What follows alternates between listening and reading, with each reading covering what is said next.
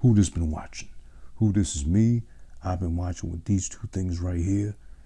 Different movies, TV series, shit on the TV, on your phone screen, tablet, whatever the fuck you use, computer sometimes as well. Just to watch different things. After I watch said things, I get on here, IG Live every Saturday. Times to be determined and scheduled in advance to let you know what caught my attention. I'm Who This. I host this page, Who This Is One. I was formerly the host of the previous, no longer existing podcast, better yet said, called blank blank. I can't even say the name anymore. I'm too embarrassed. I'm too ashamed of myself to even refer to what I used to do mainly and what used to be my passion. But because of me committing a crime, because of me being an asshole and doing something I should have never did, but it only took me about 7 years roughly to realize I did what I done stupidly, I had to stop it. I had to put an end to it. Therefore, my podcast, formerly known as Something Spectacular, is no longer existing. It will not be removed from the internet because nothing goes away from the internet nowadays. It stays on there forever.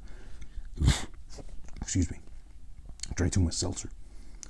But yeah, that's done and gone. The very last episode, and oddly enough, episode 50 of said podcast is up now. Check out the link in my bio.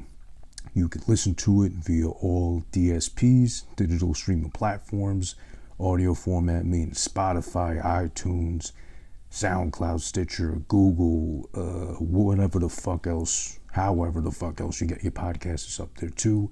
Most importantly, please support, and I really appreciate you doing so, having actually listened to me, the few of you that did and went to my YouTube channel, youtube.com/whothisisone, and have been checking out the videos. I've gotten some feedback recently on some past stuff I've done this past week, which I'm bittersweet because of all weeks, this is when I posted up my final episode of my child, my baby podcast, Something Spectacular.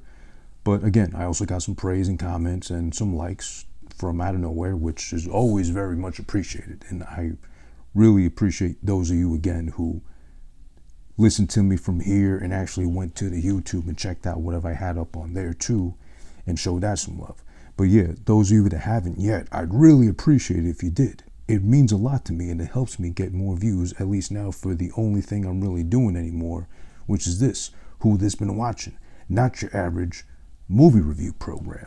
And it's with a grain of salt. You can take it as a full-on movie review, because I'm not going to be like any old ordinary cuck you might have in mind. It's like, I really love this movie because it changed my world and perspective on this, whatever. No.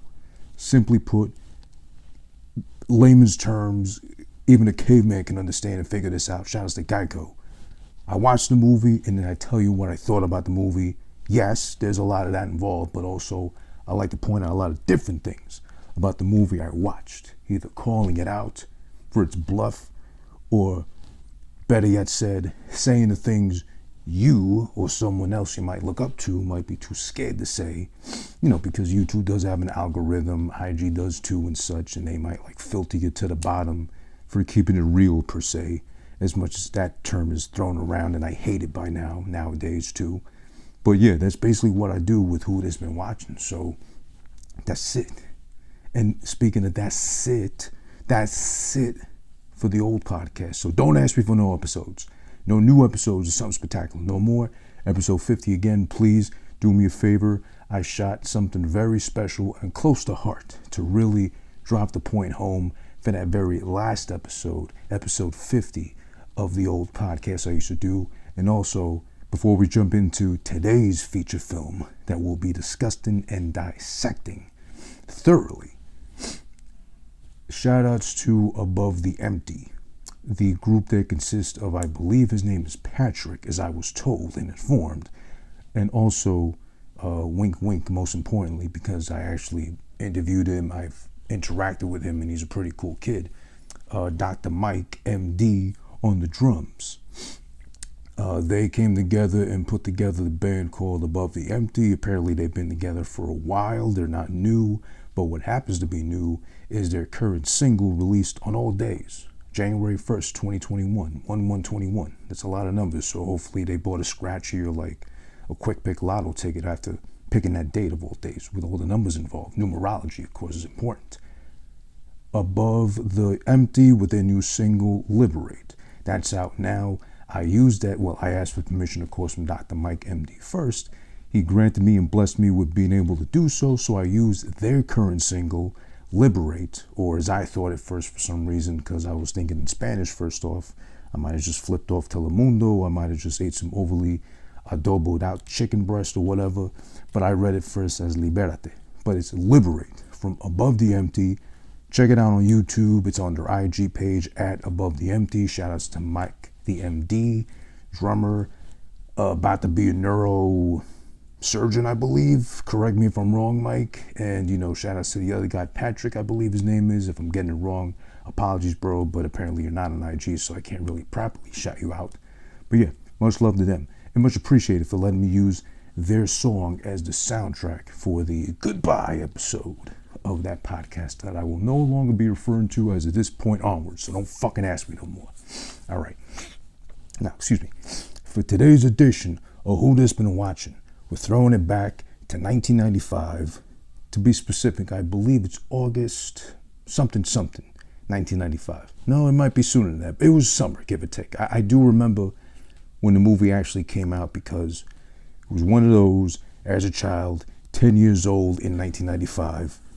I dragged and practically begged my mother to go see this movie. I was a good child, otherwise I swear to God. I didn't sound like this, by the way, at 10 years old. That didn't come till a little afterwards. But I did beg my mother to take me to see this movie, 1995's Mortal Kombat. Now listen, other reviews might worry about getting the fucking names of the cast right, or the synopsis of the whole fucking plot point and derivative and whatever and whatnot. We're not doing that here. I'm assuming you know how to use Google at this point. If you got an IG account, if you're watching me live as we speak, or if you're watching me later on YouTube, or if you're listening to me later on, again, on your DSP of choice, however, or wherever you get your podcast from, I'm sure you know how to use the fucking internet by now. So I don't got to tell you all the little deets and little fun tidbits about, starring this guy, starring that guy. I can't fucking remember. It's Mortal Kombat. How do you expect me to fucking know all that shit anyway? Does it really fucking matter? I don't think it does. So don't worry about that part. You really want to know that bad? There's one piece of ass. I'm a male, red-blooded, fucking testosterone levels are at its peak point, and I'm 35, going on 40, who knows when, soon enough. So it's still healthy. I wake up in morning wood, so forgive me for being a man still nowadays, even though it's 2020, and for only bothering to remember what the hot-ass female was in the flick. And I'm not talking about SONYA Blade. I'm talking about Princess Katana, or Talisa Soto, I believe her real legit name is, according to IMDb. Excuse me for finding the piece of ass attractive. I'm sorry, but that's what it is. But okay, getting into it. Mortal Kombat, 1995. I go see this thing when I'm 10 years old. My fondest memory of it is, I was 10 years old. What the fuck do I know at this point? It wasn't too bad. I didn't think so anyway. Now watching it 25 years later, pretty much, with a different set of eyes, having lived life, having realized Mortal Kombat, I'm not that stupid at 10 years old. I stopped believing in Santa Claus. I never bought into the Easter Bunny. The Tooth Fairy, I had a joke for that, but let me not make those kind of jokes nowadays anymore. It's not appropriate. But still, I wasn't stupid enough to buy into thinking Mortal Kombat would actually be real, because my whole ordeal and exposure to Mortal Kombat initially was first the game that came out, and I believe it was arcades in 92, and it might have been, it was Mortal Monday, September 93. I want to say some odd days either before or after my birthday in September 12th, by the way. I know it released. It was on, I had a Sega Genesis. Well, actually, let's go into that before the movie. So just recapping, throwing it back to way back when. So I always been a gamer, but my father was like allergic to paying rent and or the bills in general. So we struggled by choice because he had to support his old side family, keep them well fed and fat and not rich, but at least money in their pockets, and rebuild their whole home after a fucking fire, because that's how they met, my father and his mistress, because he worked in construction and started his own construction company at the same time when they met. I don't mind sharing any of this with you, by the way. This is like stuff I even laugh at this point now. It's just oddly enough stuff that happens in life. I'm way past this, so don't act like I need to be triggered. Don't be offended for me, by the way. This is perfectly fine to share this. It just adds up to it. So point being is that I'm sure her children, the mistress that he had Nintendo, probably the very first NES Nintendo when it fucking dropped, because they had a whole father on top of my father contributing to their household. So when he did all that and emptied out his pockets for all thems, when he comes back to us saying, oh, I got nothing, what are you looking at me for? You know, go ask the neighbor for sugar. Go ask the neighbor for fucking whatever. Put something on the table tonight. Who gives a shit? Don't look at me for that. You know, it's a head scratcher. But the original Nintendo came out in 1985. I was born the same year, so there was no way I was going to get one that same year.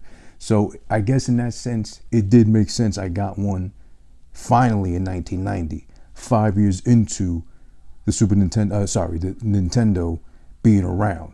91, the Super Nintendo drops, and I believe maybe a little after that, Sega Genesis dropped afterwards too. I don't remember the years too well, but I was stuck with a Nintendo for the longest time until my father had the brilliant idea of, because he was bored and because he got bored of Mario Brothers, because the only reason he bought it for me too was because he was like, oh, this is something new, let's try this out. Not so much for me, but just because he was into it too. But because he didn't know how to beat it himself, and I only knew a little better than him just because I have a younger brain and mind and took more of the games because it was an excuse to get away from homework, he'd get mad and just fling the controller at the screen all the time, carajo, hijo de puta, when he kept like dying at like the first Bowser Castle. So when he bought Sega Genesis, I'm assuming it's like a lot of parents thought technology works after a certain age, because they're older and, you know, God bless their hearts, but their brains ain't as so snappy as ours are. He might have thought the Sega Genesis, which he bought stolen, by the way, Jackson Heights, shout out to them, the Colombians, they know who they are, he would be able to play better because it was a newer system, and or it was a different game that wasn't fucking Mario, as he would always say. So I ended up getting Sega Genesis off of that right before Mortal Kombat dropped. I had a best friend in school at that time who was, I guess, considered a cool kid without me knowing. I just never realized, but he was in with the cool kids. He was always like, I think, that was like 93, so I was 8 years old. I think he already had like cigarette packets like in his backpack at that time, because he was raised by his aunt. So his aunt was like way older than she should have been to be raising kids. So pretty much no eyes like on him growing up.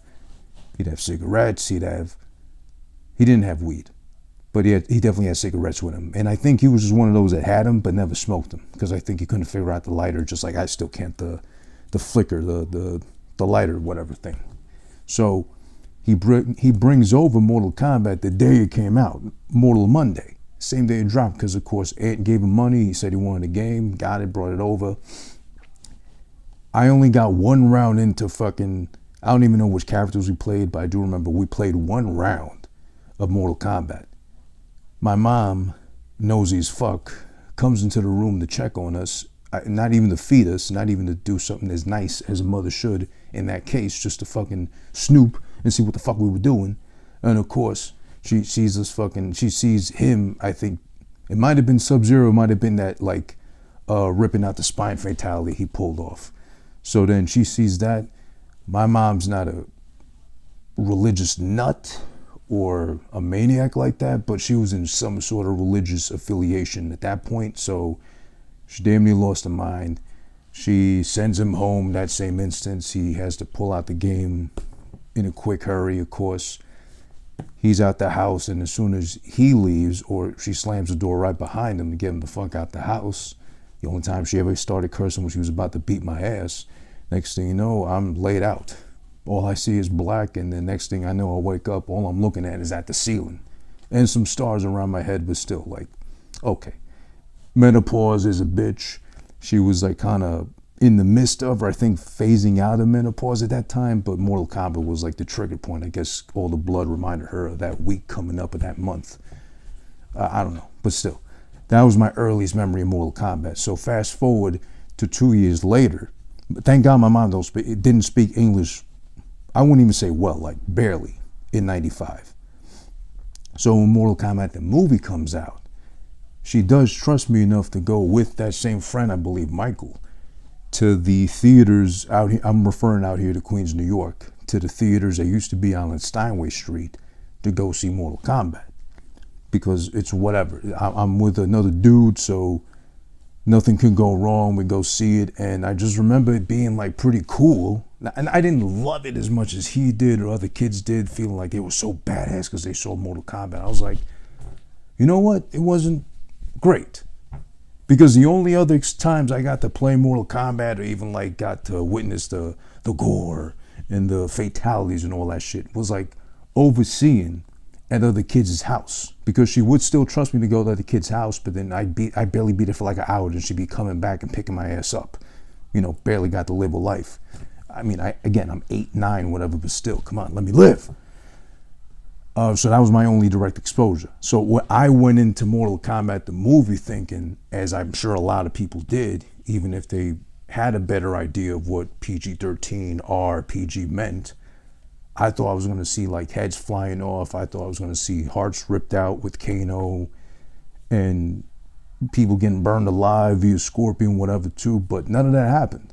So I was kind of disappointed, but I didn't hate it either. I was like, oh, it sucked or whatever. I'm 10. I don't know what the fuck I'm doing anyway.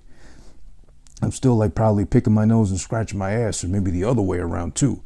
But I did enjoy it. I didn't like hate it, but I did expect a lot more.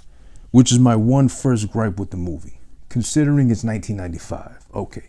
Considering it's a couple of years removed from, I believe it might have been Hillary Clinton or whoever it was that was heading up the whole thing about, oh, we need to get rid of shit like Mortal Kombat because it's influencing children to be violent and exposing them to gore and violence as full of this thing and other games and movies of the sorts are. We're going to raise a whole generation of criminals or deviants or sex addicts or whatever, which wasn't the case. I mean that's a whole thing too to get into that, but then, you know, yes, there was Columbine, yes, there was other things eerily similar enough too, but there's no blame to place on games for being the main culprit of that. That's also a thing like poor upbringing. There's also a thing like, parents that suck. Even in the 90s, I mean, parents, to be honest, no offense to parents now, but not all, of course, but there are some that really fucking bite the big one, as in a big fat cock.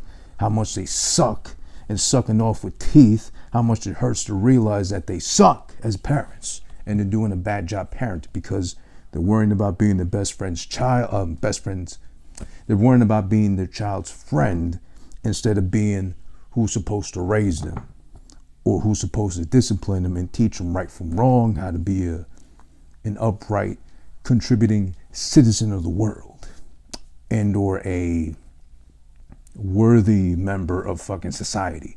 That's besides the point though. But yeah, I that was my main gripe.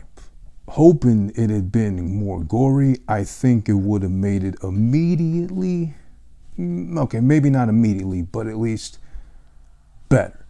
It's not bad overall, but it does, well, here's in comparison, it is a lot better than Street Fighter, which I want to say was before Mortal Kombat, which it seems like it had a bigger budget just to go like more around the world, do its thing with who the fuck was involved and all that shit. Starring Jean-Claude Van Damme also too, that's a big selling point, I'm sure. But that movie was absolute fucking trash. And let me know in the comments, let me know later on YouTube, wherever you gotta reach out to me at, if you want me to go in depth of fucking Street Fighter. I'll be more than happy to. but I just want to see if there's an audience for it. I want to see if there's anticipation building for it too as well. That's referring to Street Fighter. It was a very horrible movie. The Mortal Kombat, though. Where's the violence? I mean, listen. If you want blood, if you want gore, you don't get any of that here. Obviously, PG-13. At 10 years old, I have no idea what that means. I just know, oh, the 13 means I had to be 13 and up. But then, you know, that theater I mentioned, Steinway, rest in peace, it's no longer there. It was easy to sneak in, which I didn't have to. We were able to just go see it. I don't remember why, actually. Oh, you know what? They just let us, I think. I think they could tell we weren't 13, but they were like, oh, fuck, it's Mortal Kombat. It's not like fucking Cruel Intentions or some really sex-filled movie, whatever. It's just Mortal Kombat, some video game bullshit. So I don't think it mattered in that case, excuse me. But yeah, the lack of violence, I mean, I believe the only bit of blood you see in the whole flick is like the little droplet of blood that Shang Tsung like wipes away from his lip while he's at the very end, you know, skipping ahead. Spoilers, by the way, 25 years later, but still. 25? Oh, 15. Yeah, 25. Brain fart, sorry. 25 years later, spoiler, but yeah, towards the end, the very last fight with him and Liu Kang, again, that's the only time you see even a hint of blood. Even then, it's like literally a little droplet, like nothing of blood. He just wipes from his fucking lip, which I get tired of too, because I know that was a big thing in, God, what was that Bruce Lee flick? Into the Dragon, where he does that in the fucking mirror house scene, wherever, with the last guy at the very end too. Wipes the blood, licks it, whatever, all that shit. It's overplayed because you see that in all these other fucking movies. The bad guy does it to signify he's bad or he's just like a badass. And then the good guy does it on occasion to be like, oh, well, now it's on, it's real, whatever kind of thing. It's overplayed. We get the point too. Plus, considering we're living in the times we live in now, pandemic, COVID, socially distancing, all that shit too, I think the last thing we should be doing is licking our own blood after someone's sweat has interacted with that blood, most likely, and or their flesh via knuckles, or whatever else is going on, or whatever else they're hitting us with. It's disgusting. It's unhygienic as well too. But there's that. You know, the closest thing we get to gore, or like we do see deaths, which does bother me a little bit, because if, the first death is within the first 5 minutes, but it means nothing. It adds nothing to the film, because it's Shang Tsung kills the younger brother, the younger brother of Liu Kang, Chang, one of those. Or Chan with a G at the end, if not drop the G and then you get Chan, whatever. He kills him. I believe he has a dream. No, he legit kills him.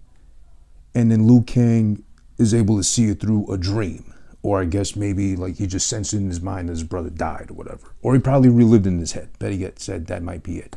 And basically Shao Tsung saying, you're next or whatever. So my question about Chang though, he's a very minimal part of the actual movie, but he is a driving point mostly for Liu Kang, because he's driven on revenge for the fact that he needs to confront Shang Tsung. He needs to avenge his brother's death. But then, wait a second. Halfway through the film, I believe it's Raiden with Liu Kang, with the monks in the temple that Liu Kang ran away from because, well, okay, that's a side note for later on. But Raiden points out to him, well, Chang, whatever, was trying to do what you did, copy you, follow you in your footsteps, and got prepared for the tournament, fought in the tournament, but died.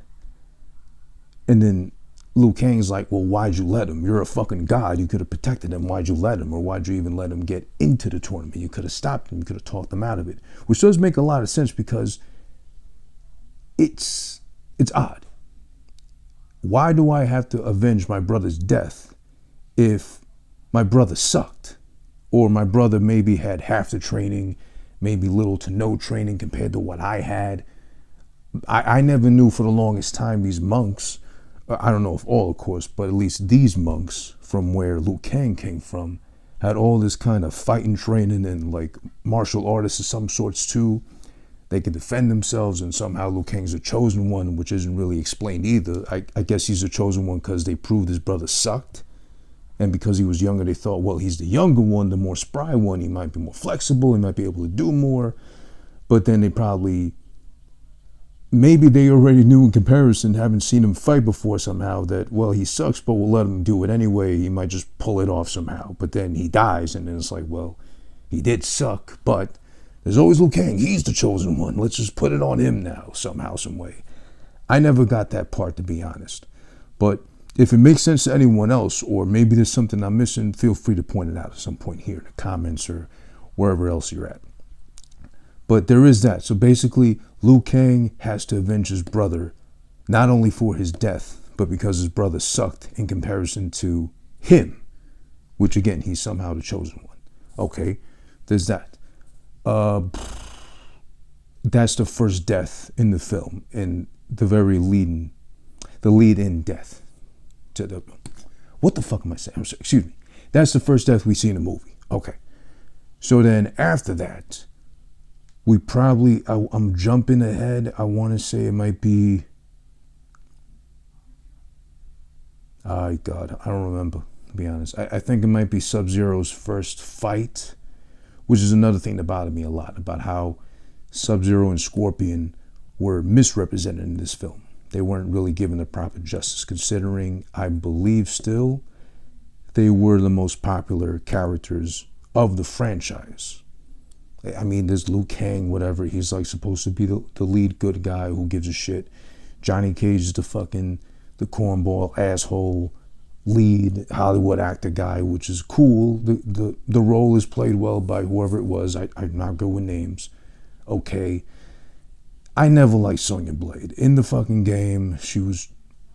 Okay, listen. The game was fucking motion captured, green screen, whatever, by fucking legit, I guess, martial artists or actors pretending to be martial artists who made their own moves. Yes. Does the game visually age well? No. Does the movie age well? No, it doesn't. CGI-wise, no, it doesn't.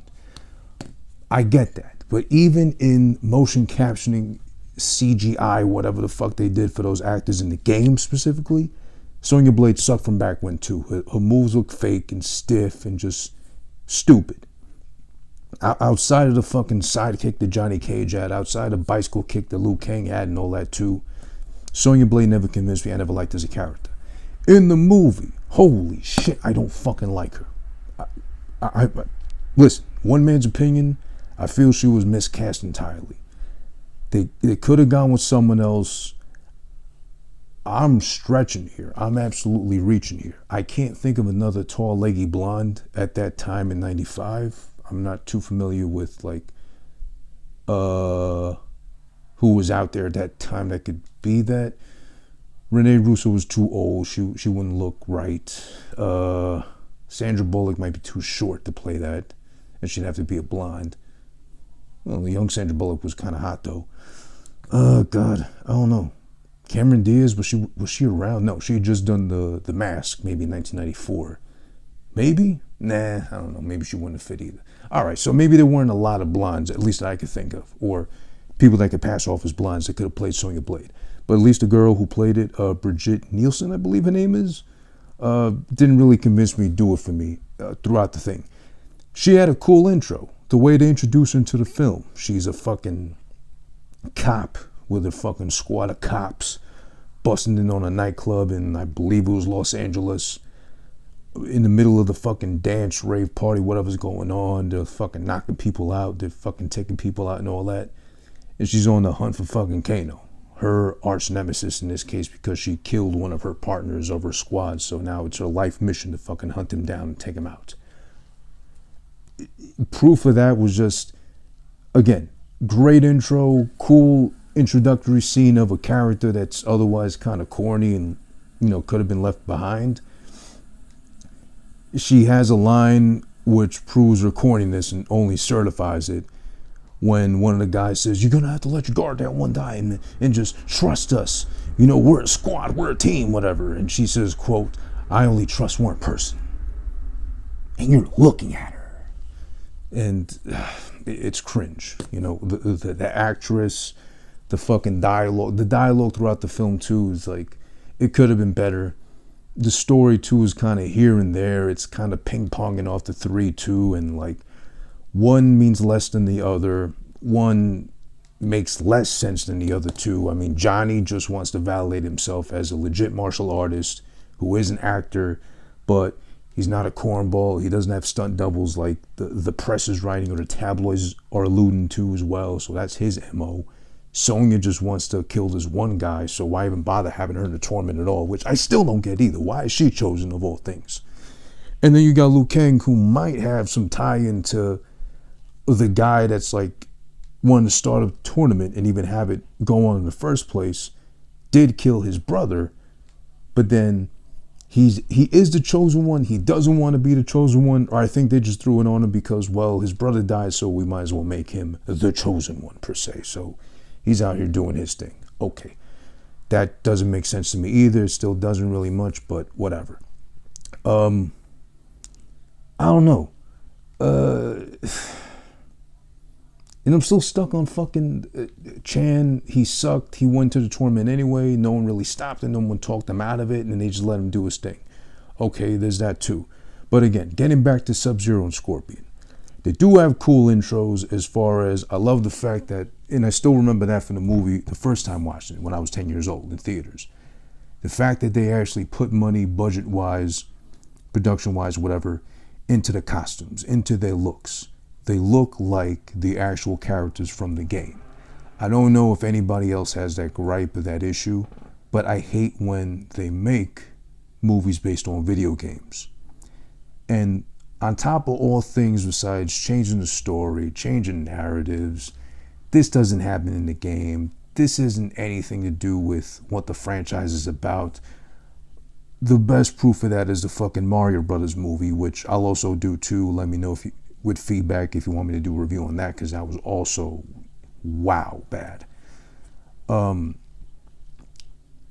It's just everything is wrong about that movie. I don't know why they couldn't have just made that an animated joint or something. But I love that at least for as much criticism or as like, you know, thumbs down as Mortal Kombat has gotten over time, at least the costumes and locations, we'll discuss that later, was on point. Specifically, and thank God, for Sub-Zero and Scorpion. I believe the two main most popular characters of the franchise, thank God they saved their ass with the look at least. But they are not given the proper credit and or service as they should have been.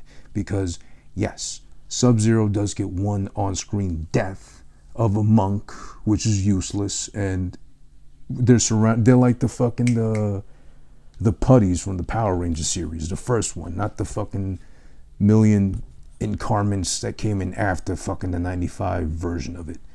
Like the putties. There was always like a million of them, but they'd always get fucked up easily with like one punch or one kick.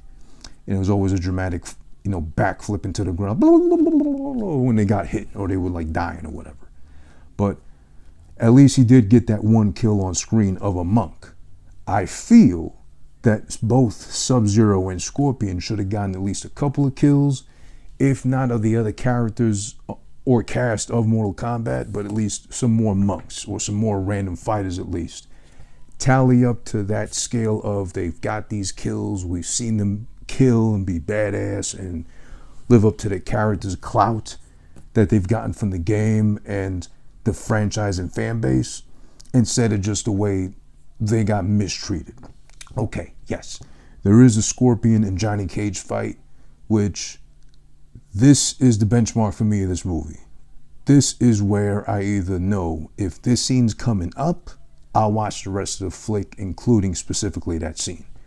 If I miss that fight, or I know I already passed that part, I don't watch the film. So I just let it go, whatever.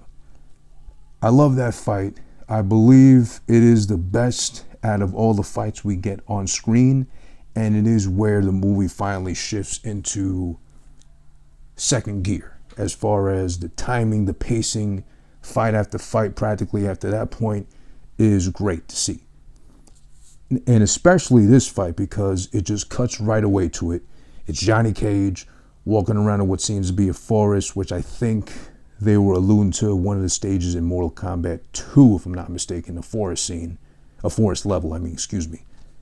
He's there, encounters Scorpion. I would have done a better choice of voice acting, like a deeper, gruffier voice. The guy who might have been doing it might have just strained his vocals too much trying to do, get over here. It's like, it sounds campy and whatever. But Scorpion comes in, he does another gripe with the movie. It's too much CGI, relying on CGI when they could have done something else. But the fucking little snake, whatever, spear thing, whatever comes out of his palm, he shoots it out at him. It's fucking, for 1995, it's fucking awesome. Listen, if you were born in 1995 or you were born way after the fact and you're basing your CGI, your special effects on like shit from 2005 onwards, I get it. This doesn't compare. It's no comparison. But for 1995, when I was 10 years old and this came out, it still even then wasn't great. That's one of the first bits of CGI that doesn't look convincing. I wish they could have found something else to do with it, but it's not bad. It's obvious special effects. But there's that. They fight for a little bit there, and then they fight and jump right into the Nether Realm. It's red lighting. It's abysmal looking, skulls and skeletons all around. It looks like fucking hell, which is great because it is clearly a sound stage. It is clearly a vacant lot, warehouse, whatever, which is made to look like shit, like it does, but it's like shit in hell. So it looks the part. It looks convincing. Why you give us the best looking fight, the best probably choreographed fight, the most physical fight in the whole movie, only to have Johnny Cage win over Scorpion? He's got a fucking animal that shoots out of his fucking palm of his hand, that bites you, that literally drags it back to him, get over here, he uppercuts you. Finishing move is he takes his fucking fleshy mask off. He's a skull underneath that's like made mostly of magma and molten lava, whatever, and burns you alive too as well. Everything's so cool about Scorpion. Maybe he didn't have the most epic fatality of them all. That might have went to Sub-Zero with the spine rip or whatever, but how does Johnny Cage beat Scorpion? That's always been my question. Is he that cunning? Is he that intelligent? He's supposed to be a legit martial artist. That's the whole point. He's trying to validate for himself. But it just seems like he came off more clever than anything and more cunning than he really should be. He's an asshole. That's like calling Kanye a genius. Kanye reaffirms it and goes out. I'd love to see Kanye in something like a Mortal Kombat case scenario. I think he'd be the first one to die just because of how much he'd fucking not stop talking and someone be so annoyed they'd just rip his head off or something. I love Kanye. I'm saying that as a fan, on and off, bipolar as far as he's concerned with his behavior and such, but he'd probably be the first one to die if he was like ever in a Mortal Kombat situation. Excuse me. But yeah, Johnny Cage kills off fucking Scorpion.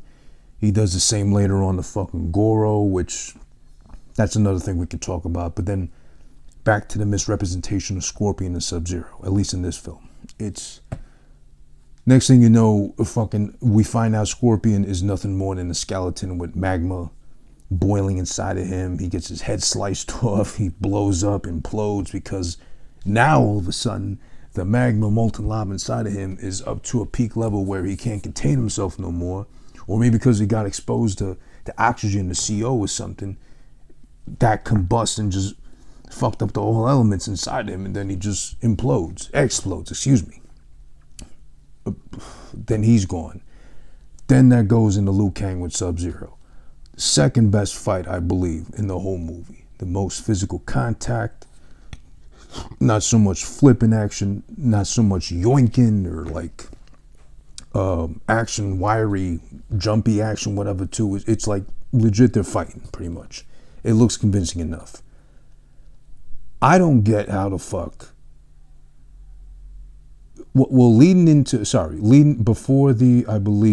before the Scorpion Johnny Cage fight, Liu Kang has a fight with Katana, who again, by the way, as I said earlier too, is a piece of ass. That's the only cast member I know the name of, Talisa Soto. Shout outs to her.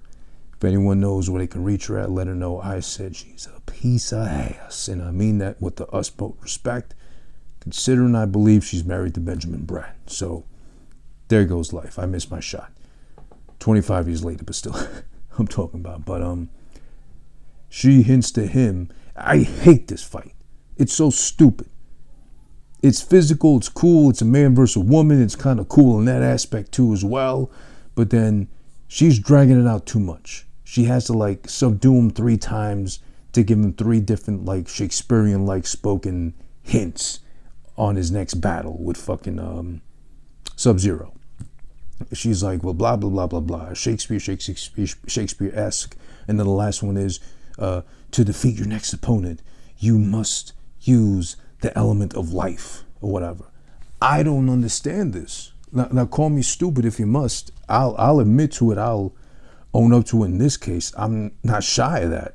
But the element of life apparently is water, which I get if you're a fucking plant. I'm not. I don't think you are either. I mean, I know we're made up of water. There's a good high percentage of water in our bodies and shit. But I never knew that the element of life was water. And of all things, when he's in the midst of the fight with Sub-Zero, and Sub-Zero's like fucking getting his spirit bomb, ice bomb, whatever together to do whatever else he's gonna do, or in his ice bubble, literally, he's like fucking Elsa from Frozen, just like channeling his shit. Then he realizes that he's on the ground. It's like, what's the element of water? Element of life. Water. It just comes to him all of a sudden. Which he could have fucking just said, use water against him, because he's ice. To impale him like he did at the end too, which again, makes Liu Kang seem like a genius, or he would have done really well at Jeopardy, if anything too, of all people. Defend the Earth realm that way. How about, you go make it a Final Jeopardy and see if you can win the Highlander or something at least. But no, he just randomly guesses that. Then he knows to throw the water bucket, which again, Raiden, of all people being a god, could have told him too, could have done him that favor. I would think if you want the humans to win the tournament called Mortal Kombat, a combat of mortals versus not so mortal people, and to have him have a fighting winning chance of it all, you could also tell him, use water against the iced element-based guy, and you might be able to win if you know how to use the water too. It's like, how do I use the water? And then you go on and tell him and doing that courtesy at least. But she has to speak in fucking Shakespearean riddles. He happens to just be there dressed up in drapes before the fight and knows to place water buckets there as well too, which is spilled. The buckets are spilled, so that means the water spilled out. So how is he able to pick up the bucket, fling it around too, over the shoulder, not side to side, or not just like kind of holding and kind of like see if he can aim it properly, like this is like Call of Duty and seeing where to throw the mine before it like blows up in your hand and shit. He's flinging it, he's throwing it, it's all over the place too and shit, and then he just throws a bucket, and there's still water in there somehow from a spilled or turned over bucket. I don't know. But then that turns into a spike made of ice, and it goes straight into fucking Sub-Zero's sternum, and he's dead, or he freezes somehow. I don't get how he fucking freezes too. He gets impaled by it. But shout outs to Ryan, RYP Keo as well. And also make sure if you're watching and listening right now, wherever you're doing it or listening or watching, check out the episode we did with him for Godfather 3, I believe episode 5 as well. Shout outs to him. But yeah, moving on. I mean, listen, it is 1995. I'm gonna not be so harsh considering, or try not to be, considering during these times, a year later, there's 1996, obviously, there's Titanic, which I believe they actually rebuilt a whole replica of the Titanic ship itself, and they had, of course, the assistance of CGI to make the whole thing look real. I mean, it was such a good movie, according to most people. I liked it. I think it might have dragged on a little too long, but I liked it. Shout out to Delcy. Happy New Year, by the way. I haven't seen you or heard of you in forever. They made that look real enough with just enough assistance from the computer graphics and everything too. But Mortal Kombat could have benefited from, I don't know, maybe less of the unnecessary CGI. Because one thing that stood out to me a lot was when it came to bringing in Reptile.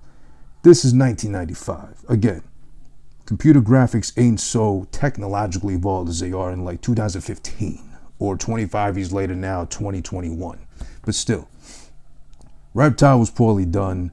Maybe they could have like cut back, did some editing or some sorts differently. I don't know. It could have been more convincing, but the way they did it was like really bad. It looked like a Reptile from like Commodore 64, if anything. So it could have been done less, or maybe leave Reptile out. I know it helped. It did give us the very last, the precursor to the end battle, the final scene, Liu Kang and Shang Tsung.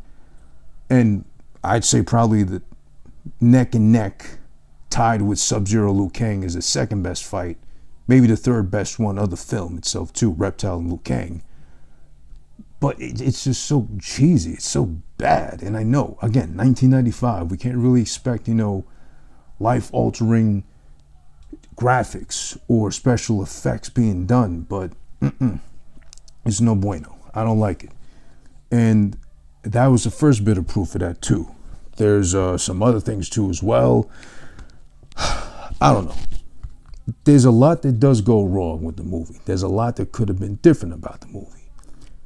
I do like, and I do remember hearing and reading, I believe, that Goro was an oversized puppet or a Muppet. I don't know if Muppet is used to describe just a Jim Henson puppet, or is it a Muppet? I don't fucking know. But it's a humongous puppet. It's kind of like the Mandalorian now. They built that $5 million puppet version of fucking Baby Yoda or Grogu. They did that for the sake of making it look somewhat real, which they did a really good job with Grogu on both seasons. 1995 again. I'm not trying to be harsh. I'm not trying to be that big a dick. And I am 10 years old at the time, so it's convincing enough to me, these eyes from 25 years ago, excuse me. It is convincing enough from back when.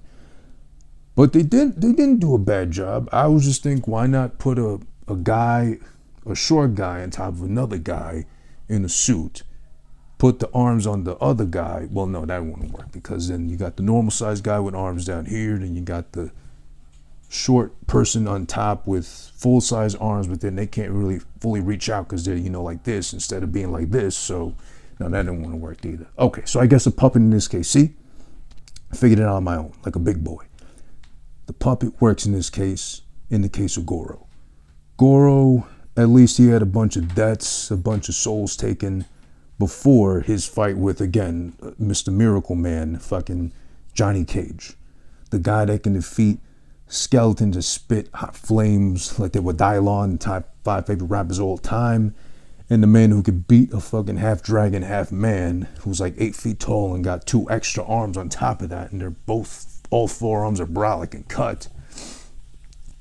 Knows to fucking punch him in the nuts. Which I guess confirms dragons, as much as we've had dragons represented, in cartoons and fucking Games of Thrones, How to Train Your Dragon, we never even get to know the science behind dragon nuts. I know obviously dragons reproduce, they make other dragons as well too. Then there was Shrek 2 with fucking Donkey and the dragon as well. The dragon's a female and she's fucking... I think there's a part in Shrek 2 where they're in the castle, Donkey finds out it's a female or a girl dragon, and she's like sucking his dick at some point. Correct me if I'm wrong, but I'm going to watch it again, and I'm going to pull that scene if I have to. I'm pretty sure they alluded to that, or they might have actually had him just suck his dick, because he's like at some point saying something like, "Oh, girl, be careful." Eddie Murphy, how he says that. Shout outs to him. But so dragons have sexual organs, obviously, but we never see them. And I don't want to see Goro's as nuts either. I don't need that being one of the selling points for the R-rated Mortal Kombat remake coming out later this year, of all things. I hope not. We don't need any kind of nudity of like half mortals, half dragons, whatever either. But then Goro's taken care of easily, with the greatest of ease by, again, miracle work of fucking Sabiance, Johnny Cage of all things. He knows how to fucking defeat him too. easily. Makes him chase him off the fucking edge of a mountain. He falls to his death. Again, 1995. The graphics aren't great. He just falls. It looks like the last death in RoboCop 1 with the executive that he shoots out the fucking window and he falls, and somehow his arms are way longer than his whole torso is. It's unconvincing. It's not as bad, but it's like, you know, do we really need to see him fall to his death? We saw him gripping off the edge. We saw him lose his grip and fall. We don't need to see the actual fall itself if the fall ain't convincing. Because I think one of the best falling, I don't remember if it was a falling to their death, but one of the best falls I remember seeing that wasn't like obviously for real a fall was Avatar, which maybe I'll do Avatar sometime soon, since supposedly we're getting that sequel. I think it was supposed to be this year or something like that, but I don't remember. James Cameron, who knows what he's up to or how busy his schedule is, considering now the pandemic also. But I didn't hate Avatar. It was good. I've seen it too many times already. It's been on TV, FX, most importantly, too many times for me to even want to watch it again now at this point. But yeah, Goro's taken care of way too easily, considering he's a half dragon, half man. I didn't like that either. Also, when they're leading up to Goro, I hate that at the scene where another character, which was poorly represented, which was done no justice, which could have been another villain that could have led up to, you know, having conflict with Shang Tsung, having wanted to be the overlord, the main bad guy, Kano. When Goro first meets Kano, fun fact, I don't know if everyone knows this, but Kano wasn't Australian in the game, or wasn't supposed to be Australian in the movie either until the movie was made. And it turns out the actor playing him was Australian, and he just did the accent. He didn't know any better, or he wasn't told at least. So whose fault is that? Whose finger do you point at? But it was like, what do you call those babies that are like, that are randomly born, but they're like a happy accident? There we go, a happy accident. Kano becomes Australian for the film, which is great too, because obviously if the guy's Australian, this might be before the Australian actors or the English actors nowadays play American people better than we do. That's great. It was a very nice added touch. Again, another person I feel underrepresented is Kano. When they first interact, Goro and Kano, why is Goro such a well-spoken individual? I get it. He's like the Lord of the Underground or something like that. He says some Shakespearean like fucking extra shit. I am the king of the underground, or whatever. But he's so well spoken with such a gruffy voice like that. You would think a half man, half dragon would be like a little more brutal in his fucking English, or a little bit more of a ruffian with his English than the damn near Shakespearean, what is it, the Merchant of Venice like lingo we got from him. I will not fail, as he fucking screams at 1.2 to Kano, of all things. Kano too, I really felt he could have been like an underboss. He could have been like a competing villain with Shang Tsung, but then he's, you know, out of here as soon as he fights with SONYA. Guy was a great asshole in the fucking movie, in the game, all that too, all its embodiments. I hate that SONYA gets one of the kills, on-screen kills as well too, but that she does it with like a leg lock, like half a leg lock. It's such a unconvincing, poorly done leg lock. Like her legs are barely wrapped around his fucking head, so I don't know why he's struggling like he does. Then she brings him down. He practically brings himself down to his knees to make him more convincing, which it really isn't, and it doesn't help at all. So then all of a sudden, of course, cheesy line, oh, come on, SONYA, give me a break. She's like, okay, cracks his neck, and he's dead. Listen, I only say this because I used to be a martial artist at a very young age.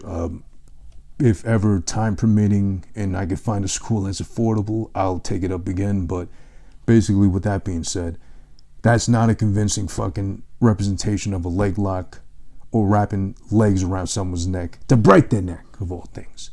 Maybe submit, or maybe he was too turned on by how probably good a pussy smelled. I don't know, but It's not convincing at all. Please don't think that's actually something you could pull, at least a leg lock that looks like that. No, it's not gonna fucking work, trust me. I tried it too, and well, not on anybody else like that. I'm not trying to kill anybody, but you know what I mean. Let's see. I made some notes here. I'm just going through them as we speak. Did I mention Princess Katana is a piece of ass? I know I said that a couple times, but god damn, she looks good in this fucking movie. Let's see what else we got here. Kill a puppet, dragons and nuts. Oh, here's a little fun part I noticed. Towards the end, when they're trying to travel to the realm where I believe SONYA was taken prisoner by Shang Tsung because he wants to challenge her, and because she won't fight him. If she forfeits, then they get to take over Earth, enter the realm, and just decimate everything. They walked through what was the old world of where Katana used to be from, where they previously had went to and destroyed and, you know, ravaged and all that, and killed her parents and took her in as a fucking heir to that realm. So she's a princess that's been alive for 10,000 years. I was thinking, ain't this a little bit of overkill? And this was actually a nice touch considering it was a PG-13 film. It wasn't like extreme or really morbid. It was just like, that's a nice odd touch. They're walking through the realm, her, Liu Kang, and I believe Johnny Cage. And there's a bunch of people. Well, if this was so long ago, I don't know why they're still there. But they walk by a bunch of, I guess, ogres, or maybe people that just mutated over time because their corpse, like, were desecrated like that. People, they were crucified and on fire on top of that. So I would think either or would be bad enough for punishment, getting burned to death or either crucified and left to die as is. But it seems like they might have been crucified and on top of that set aflame underneath there too, which is crazy because, you know, God forbid any of us here are ever in that case scenario. We have to choose how we want to die, but I think either or will be bad enough. Maybe not crucified because that seems painful enough. Maybe set on fire too, but then that's a long, painful, agonizing death. I don't know. That was just an odd touch, because if they had invaded her realm so long ago, how are they still there, practically intact as they were? They just turned to ogres because maybe they peeked down one point and saw how disgusting they look and was like, oh, and shocked themselves into ogreish states, and then got set on fire somehow. I don't know. But then there's the last fight. I guess let's jump to that. The last fight, Liu Kang, Shang Tsung. Another physical encounter.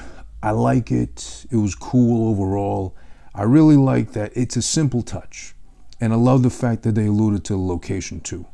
The location, it was Malaysia? Yeah, Malaysia. For the most part of where the tournament was being held. I love the scenery. It's perfect. It's beautiful. I've always wanted to go into Malaysia. I've always also wanted to go to Thailand for the old temples, for the old things they got over there too as well, castle-like structures as well. This is proof further that as soon as this pandemic is done, I'm fucking hopping on the first thing over to Malaysia, pretty much. Or at least to recreate the Sonya Blade fight in there and do it better than her bum ass did. But yeah, location was fucking perfect for the film itself, and then leading up to this shit, I like that they made the fucking inside of where they actually fought, where they started fighting at least, was the Mortal Kombat Dragon logo itself on the ground, which is a great touch. It's an additional touch. You don't really see that too much now, or it's kind of like superimposed in, green screen, whatever too. It seems like they actually had to make that shit in there too. Because as they progress, and then Shang Tsung, he takes all these souls and shit, whatever. Excuse me.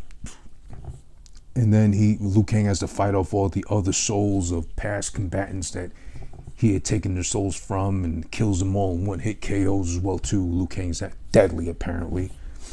They move their way up to cut down below to the logo, a better view of. And then as Shang Tsung is pretending to be Chang, the really sucky brother that entered the tournament as well but died instantaneously, So Liu Kang's only avenging his brother that sucked. That's why, I guess. They cut away to the fucking logo. I really like this. As simplistic as it is, maybe it just proves how simple-minded I am. I love the fact that spikes start shooting out from underneath the logo, so that whoever falls on them obviously dies and gets impaled and shit. Obviously, the good guy has to win, so Liu Kang summons his power, realizes his destiny. I am the chosen one, whatever. Beats Shang Tsung to death and uppercuts him off the fucking tall thing they're up on top. He falls, gets him impaled by the spikes, and loses all the souls he had taken before. He gets one last goodbye with his brother in the spirit form. It's like, I'll see you one day, brother, soon enough, whatever. But he left out the part, because I sucked, I'm only here because of that. But soon enough, man, we'll be together again. And then, cut away, the movie's over. Then, is it Shao Kahn? The guy with the brolic guy with the mask, the skull mask? I think that's him at the end. That's like overshadowed over the temples and like, I'm coming for you next, whatever. And all that shit. Then the movie ends pretty much. Again, as I said earlier, the Scorpion fight with Johnny Cage is where I kind of draw the line for the movie itself. If I see it's on TV, I cut it on, and I see that fight hasn't happened yet, I'll watch the movie. Mainly for that fight, and I'll probably stick with the rest of it for the sake of. If I see it's on, and I know the fight is past, I don't watch the rest of it. It just doesn't engage me like that. That fight was so cool itself alone, it's kind of hard to really say the movie's bad. It's not great, absolutely not. It's also not that bad either, because its direct competition from, I believe, earlier, 94's Street Fighter, is terrible in comparison. Overall, as a movie itself, forgetting the fact it's a video game movie, franchise-based, whatever, forgetting the fact that it's Jean-Claude Van Damme starring, and he normally be enough of a saving grace, and even that's speaking way too favorably of him. And the terrible performance he did as an American G.I. Guile. It's hard to say Mortal Kombat's bad. It's not great. So in that case, you know what? Let's jump into the fucking rating system. All right, listen. Because of Wonder Woman 1984, which I was so disappointed with, and I was hurt by having to say it sucked, pretty much, I had to create a rating system exclusive to Who This Been Watching. Because I don't want it to be your average rating system where, it's a 4 out of 4 stars because it changed my life and perspective on women and how powerful they can be and some cuck shit like that. No, we're not doing that. What we're doing right now is the Who This Been Watching rating system, which is based off emojis and or emotions because they're more realistic as to how you would react during a fucking film. So let me break it down to you like this to keep it simple enough. And so, if you haven't watched the past episode yet and been up to that part, you'll know now how it works and how it's been built. So, starting off, if let's say something's a classic, a masterpiece, I have to watch it every single time it's on TV. I have to watch it every so often because I'm easily inspired, motivated by, or I think everybody on the planet should be watching this fucking movie. It gets a 4 out of 4, or in that case, a yes. Give me more. Let me see more of it. Let me get a sequel. Let me get a prequel. Let me get a whole franchise of that shit because it's that good. 4 out of 4. Incredible, phenomenal, astronomical, whatever. Then if we bump it down to, let's say, a 3 out of 4, it gets a meaning really great, really good. I enjoyed it thoroughly. I'll watch it when it's on TV, but I wouldn't say it's a classic. I'd say it's a really good film. I'd say it's something excellent and worthwhile, but just not a masterpiece. I put it really high up there, but it's just not the best of the best. It's almost there, but it's not the best of the best. Now we work our way down further to 2 out of 4 range territory, intermediate ground. It'll get a O, which is not great. It's good. Not terrible. It's bad. Not abysmal. I don't want to slip my wrist after having watched that. But you know what? It's there. It's okay. I mean, it's I'd say maybe even guilty pleasure territory of like if it's on nostalgia, it wasn't that bad. This is one scene I like a lot. The rest of it could be better, but it's okay too. Intermediate, playing ground. That's what we leave it at 2 out of 4. Now, if something is 1 out of 4 to be considered, it's meh. It's, I was hoping to be better, but it's not. It could have been a lot worse, but it's still pretty bad. It's a stinker. What the fuck kind of thing. Maybe not so much what the fuck, but more like, I wish I hadn't watched that kind of thing. Where can I get my time back from? Who do I fucking write or complain to or act like a Karen act towards so that I can get that back some way, somehow? Recompensation of some sorts. That's a 1 out of 4 meh. Now, if something, and I'm looking forward to giving out my first one, I'm going to save all my fucking energy as much possible as that day. I'm going to be acting like a woman halfway through her period in her 30s, and I can't get that last fucking bit of gushy, mushy, jello-like blood out of my pussy. I'm that fucking aggravated and enraged. It'll get a 0 out of 4, which turns into or is the equivalent of why would anyone sign off on a budget for this shit to be made? Why is this even popular in fucking Malaysia? Why did people have to run off to fucking China or anywhere else to fucking have this thing made, and then eventually it'll appear on our VOD service, stream it over here, stumble upon it one day because we're that bored. Pandemic, we've watched every series, movies possible. We've had on our fucking queue list for the longest time. Then we stumble upon this fucking thing and it's like, why? Why, goddammit? Why this of all things? That's a 0 out of 4. I'm looking forward to my very first one, which won't be the case today with Mortal Kombat from 1995. Starring a whole bunch of people. I don't even know if they're fucking acting at this point no more. I think Raiden went on to do Lord of the Rings or some shit like that. I don't know, to be honest. But more importantly, Talisa Soto, what a piece of ass. Princess Katana, oh shit. And yeah, she was in Mortal Kombat Annihilation. Whatever, I get that, but I'm not watching that because that was fucking pure trash from 1997. Mortal Kombat 1995, I'll be dead ass honest in giving it a, surprisingly, emphasis, a 2 out of 4. You know what? And I know you're saying, wait a second, you're telling me Mortal Kombat from 1995, almost 25 years older than Wonder Woman 1984, is better than that film? Yes. I was expecting a lot more from Wonder Woman 84. I hate to have to keep comparing it and bringing it back to that film. But listen, at least for me, this is my rating system, of course. This is my opinion first and foremost. I feel that Mortal Kombat wasn't bad. It's not great. It's not a classic. It's a cult classic. Definitely has its fucking specific audience it caters to as well. I cannot fucking bring myself to say it's terrible or it's trash or even bad. It's just okay. It's like, it's mid. It's like, you know what? I could watch this again. It's definitely a guilty pleasure for me. Like I said, if I make it to the Scorpion fight and it hasn't been on yet, I'll watch that and then the rest of the film. But if it's already past the Scorpion Johnny Cage fight, I probably won't watch it. I did have fun watching this again, pointing out the little details, the little tidbits fucking spread throughout. But yeah, I'm going to leave it at that. 2 out of 4 or for motherfucking Mortal Kombat from 1995. Yes, I am fully aware.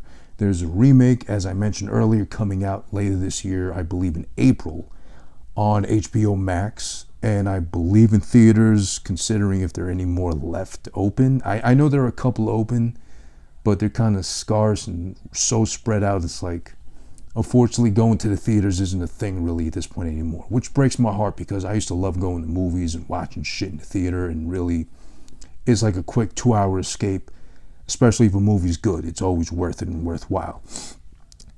And funny enough, if you want further proof that I'm not saying I'm right, but if you want more of a similar fucking simpatico mind state, well, Siskel of Siskel and Ebert fame actually gave this film 1 thumb out of 2. So that's kind of the equivalent of 2 out of 4, because then would be 1.5 thumbs would be 3 out of 4, and then 2 thumbs would be 4 out of 4. Okay, yeah, so it really is roughly the equivalent of. So yeah, similar minds. Why the fuck not? Shout out to Siskel.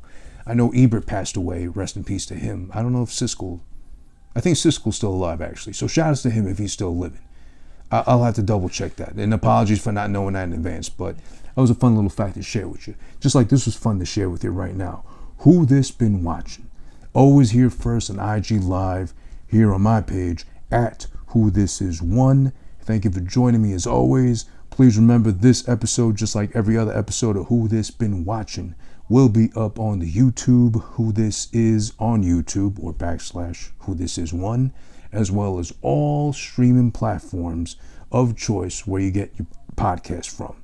Be it iTunes, SoundCloud, Stitcher, Spotify, whatever the fuck else you use to stream your fucking podcast of choice, wherever you get your audio version of it too. Shout outs, of course, to, well, myself for having gave the proper goodbye to 50 episodes deep, 50 episodes long of I wouldn't even say controversial, I'd say more just like a unique enough approach as far as podcasting goes to what I used to formerly do, called Something Spectacular. No longer existing as we speak. All past episodes from 1 to 50 are still there to go and listen back to and hopefully enjoy. I'm sad to have to see it go, but if you listen, and most importantly, preferably watch episode 50, Thief, of Something Spectacular, the final episode of Something Spectacular, which I really appreciate if you do, you'll get the full-on explanation and reason as to why I ended the podcast. And I'll only be doing Who This Been Watching from here on out. So, as usual and as scheduled, and I promise on time, as I announced and promoted, I will be back on time next week. Stay tuned throughout the week for my IG stories to see which movie I'll be doing next week, and or whatever the fuck else I've been watching throughout the week. That we'll be covering next Saturday. Who This Been Watching, IG Live, always first, and then remember, a couple days later up on the YouTube, as well as everywhere you get your podcast from, audio format. I'm Who This. Thanks for watching. Hopefully you enjoyed Mortal Kombat, or it's a guilty pleasure film, just like it is for me, like it is for you as well. Remember, every Saturday, come back and join me. Shout out to everybody who tuned in, who fucking jumped into the fucking live as well to comment, and shout outs to them as well. Well, I already just said that, but shout outs to them again, better get said. Laters.